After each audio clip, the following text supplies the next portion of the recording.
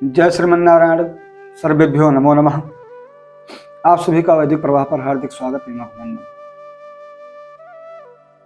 आज हम आप सभी के समक्ष महाशिवरात्रि के व्रत को लेकर उपस्थित हैं।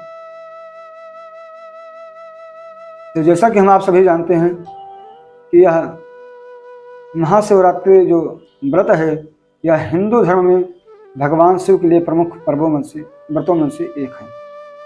और यह व्रत फाल्गुन माह के कृष्ण पक्ष चतुर्दशी तिथि को किया जाता है, क्योंकि तिथियों के स्वामी होते हैं। प्रत्येक तिथियों के स्वामी होते हैं, तो चतुर्दशी तिथि के स्वामी भगवान शिव स्वयं हैं। और दूसरा यह भी है कि शास्त्रीय मान्यता परंपराओं के अनुसार इस दिन भगवान शिव और मां पार्वती शिव शक्ति का मिलन अर्थात भगवान शिव माता पार्वती का विवाह भी हुआ था। इससे इस दिन पूजन अर्चन करने का, व्रत करने का बहुत ही अत्यधिक महत्व बढ़ जाता है। और इसको करने के लिए भी एक श्लोक प्राप्त होता है कि शिवरात्रि व्रतम नाम सर्व पाप प्रणाशनम आचांडाल मनुष्याणाम भुक्त मुक्ति प्रदायकम। शिवरात्रि व्रत सभी वर्णों को करना चाहिए, ब्राह्मण, क्षत्रिय, वैश्य, शूद्र सभी को करना चाहिए।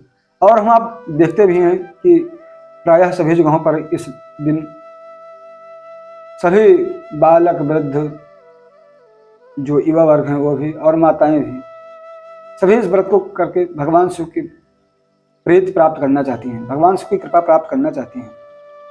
और आज के यही दिन सिर्फ काशी नगरी में ही भगवान शिव के 14 शिवलिंगों का पूजन अर्चन किया जाता है।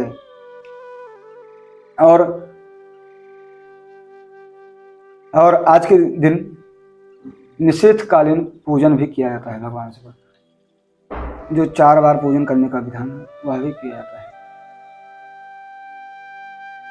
तो निषेध पूजन का महत्व तो कई बार आया है, आपने सुना है। आचार्य जन बताते भी हैं, गुरुजन हमें बताते भी हैं कि शिवरात्रि जैसे दीपावली के पर्व को हम रात्रि में पूजन करते हैं, और जो नवरात्र होता है आश्विन माह का, उसमें भगवती का उपासना करने के लिए भी रात्रि में पूजन करने का विधान बताया गया है।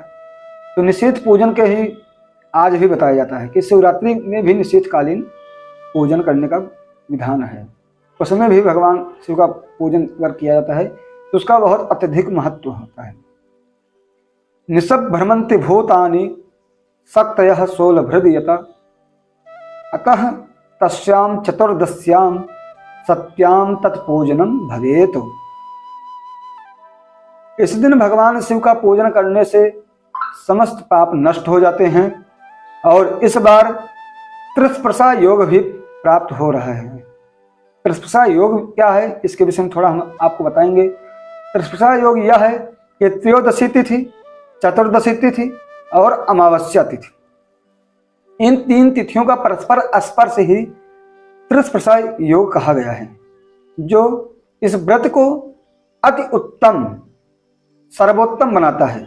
और यह व्रत इस बार 2025 में प्राप्त हो रहा है।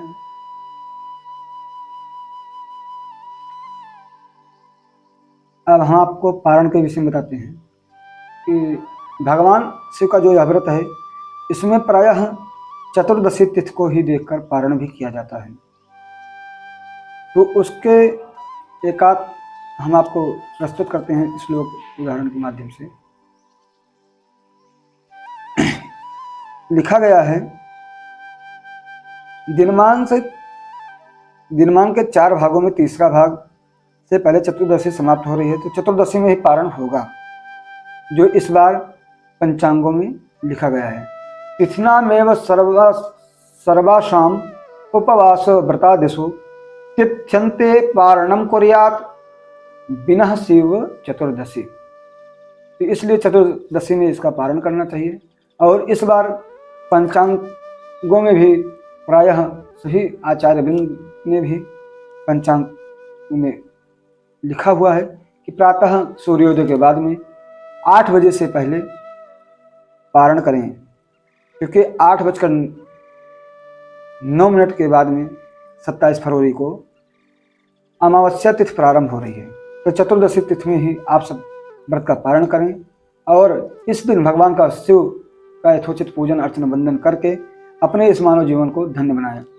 अगले वीडियो में हम आपको बताएंगे कि इस व्रत में क्या क्या करना चाहिए, कैसे करनी चाहिए पूजन और सामग्री क्या हुई। जय श्रीमन नारायण।